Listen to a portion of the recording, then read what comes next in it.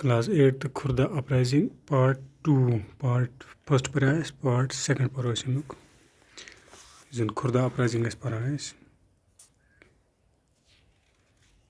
और वो यस जन अम ब्रोट पको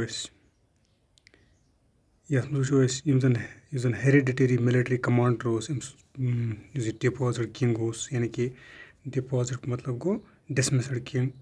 जन hereditary commander military commander hereditary मतलब गो received or passed by inheritance यानी कि उस विरासत में मिल जो विरासत में मिलता है। मिलिट्री कमांडर जन यमिस नाव जगबंधु विद्याधर महापात्रा ब्रह्माबर राय या यमिस वनान बॉक्सी जगबंधु मशहूरी सान वनान बॉक्सी जगबंधु। यह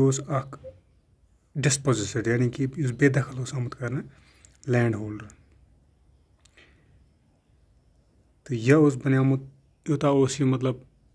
यह सूरत हाल गम कि यह बनियामुत बिगार बिकारी बनियामुत नियरली 2 years वुचान यह बचा कत पे वॉलंटरली कंट्रीब्यूट कर लूख खुर्दास मज अमस खतर यानी कि रजा करान तौर तम कंट्रीब्यूशन करान अमस खतर तम पत कोर डिसाइड यम जन ग्रीवेंसेस आम लूकन हज या अमस पन्ने ब्रिटिश खिलाफ कोर पत फाइट ओवर द ईयर्स यम ग्रीवेंसेस अत एड गोमुत इंट्रोडक्शन ऑफ सिक्का रुपी यानी कि सिल्वर करेंसी उस रीजनस मज अन्न आम या जोर आमुत payment of revenue in the new currency या बेमिसाली बेतहाशा प्राइस राइज गोमुत फूड स्टफ्स पे खाने की चीज़ें जो थी उन पे या साल्ट पे जो जन वरिया फार फेचड यानी कि अब जो मिसाल से बाहर हो गया था या इंट्रोडक्शन ऑफ साल्ट मोनोपोली यम किन जन ट्रेडिशनल साल्ट मेकर्स उड़े दे वर डिप्राइव्ड मेकिंग साल्ट इथे कन ऑक्शन ब्या यानी कि नीलमी ग लोकल स्टेट से लोकल जायदाद जन कलकत्ता मज यम जन एबसेंटी लैंड होल्डर्स बंगाल पे और तिमन अत ऑक्शन ग नीलमी अमिच ग तम यह हेवान अम अलाव इनसेंसिटिव यानी कि बेहस तो करप्टिव पुलिस सिस्टम वगैरह तो अम क्या कर जन सिचुएशन बनो अम फॉर आर्मड अपराइजिंग अम दिस अ जबरदस्त शेप यह अपराइजिंग इट वाज सेटअप यानी कि यह गई बड़क उठाए 15 मार्च 1817 मज जैसे इस पर जन पैकीज पैक्स दे अटैक्ड पुलिस स्टेशन या बाकी जन गवर्नमेंट एस्टेब्लिशमेंट्स बैनपोरस मज किलिंग मोर दैन 100 मैन और large amount of government money जन सह न्यू यमो और जन यह लहर अमचि वाज डिफरेंट डायरेक्शन मज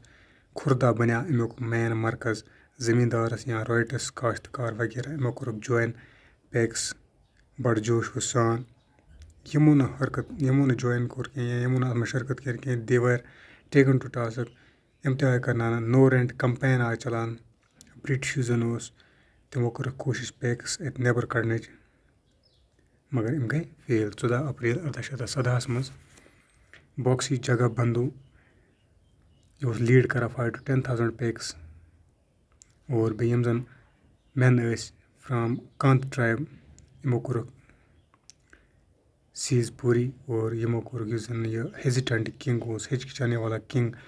मुकुंदा देव सेकंड यमो दोप कि सोन रूलर विद द जन लीड कर सह कर बॉक्सी जगबंधु और यम जन पुजारी जगन्नाथ टेम्पल तमो तोर पन सपोर्ट तिमन यम जन पैक्स पन सपोर्ट चूँकि ये सिचुएशन आउट ऑफ हैंड गई ब्रिटिश लोग पता आउट ऑफ हैंड सिचुएशन गई यमो क्या यमो शकंज मार्शल लॉ जरिए मार्शल लॉ मतलब गो imposition of direct military control over civilian affairs यमो कोर मार्शल लॉ के जरिए कोर शकंजा सह अत पे किंग जन सा जल्दी जल्दी रटन और सा जेल सोजन Cuttack with his son boxy जन अमस जन क्लोज शरीक क्लोज एसोसिएट कृष्णा चंद्रा ब्रह्मपुर राय यमो कोर कट तमाम communication between Cuttack and Khurda जैसे अपरी अपराइजिंग यह वोत southern and north western parts of Odisha किन पत कोर ब्रिटिशन सोज मेजर जनरल मार्टिनडल च कर से क्लियर एरिया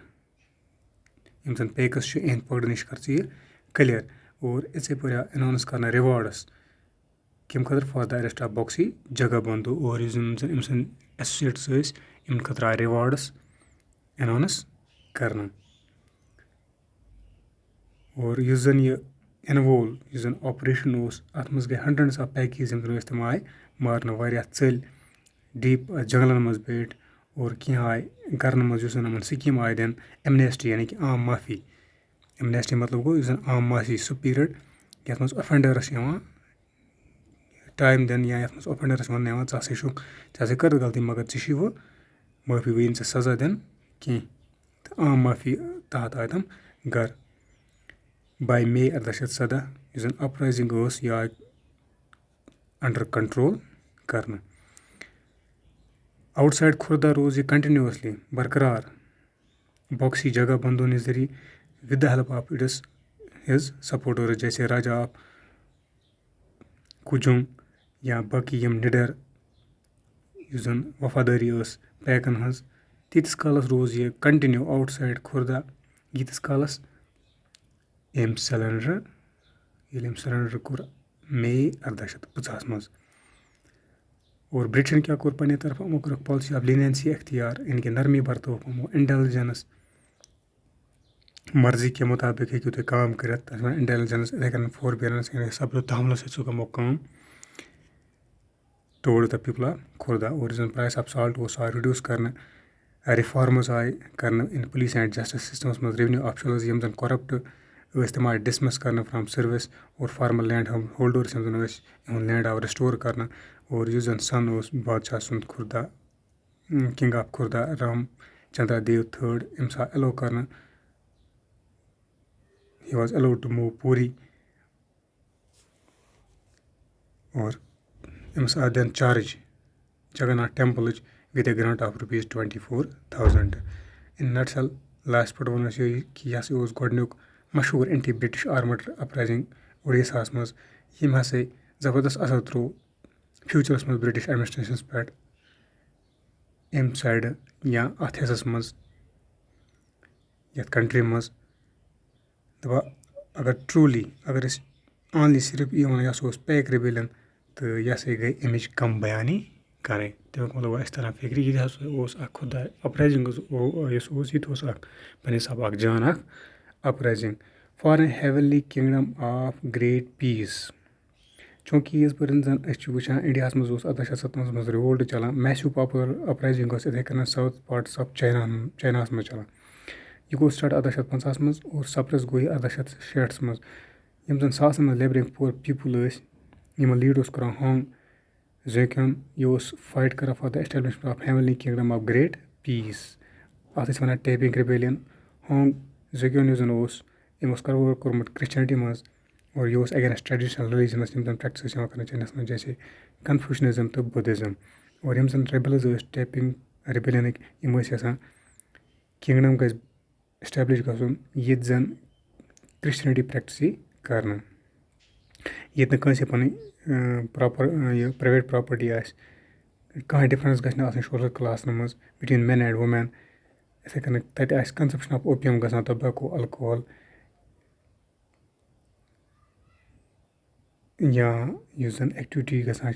गैम्बलिंग जुआ या प्रोस्टिट्यूशन कि जिसम फरोश या स्लेवरी ये हराम इन करार दिन ब्रिटिश तो फ्रेंच आर्मड फोर्सेस इन पर ऑपरेट करान चाइना मज they helped the emperor of the Qing dynasty to put down the Taiping rebellion